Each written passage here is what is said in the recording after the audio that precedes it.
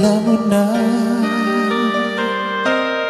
kung bakit ka kakaganyan.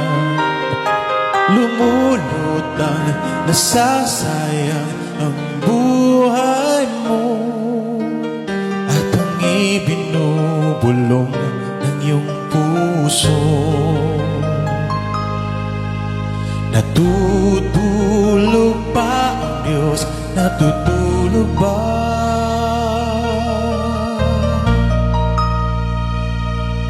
At ikaw ay kaagad sumusuko. Konting hirap at unting pagsubok lamang. Bakit ganyan? Nasaan ang iyong tapang? Naduduwag, nawawalan ng pag-asa, at iniisip na natutulog pa. Natutulog pa ang Diyos? Natutulog ba?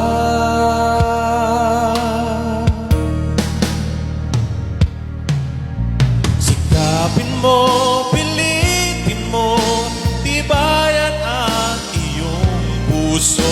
Tanging ikaw ang hubog sa iyong bukas. Huwag mo sanang akalain natutulog pa ang Diyos. Ang buhay mo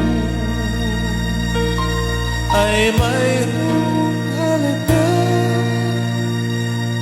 sa Kanya.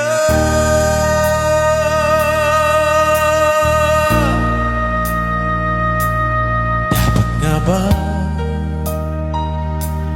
na ikaw ay maghihintay at himugin ka, pilitin ka ng tadhana?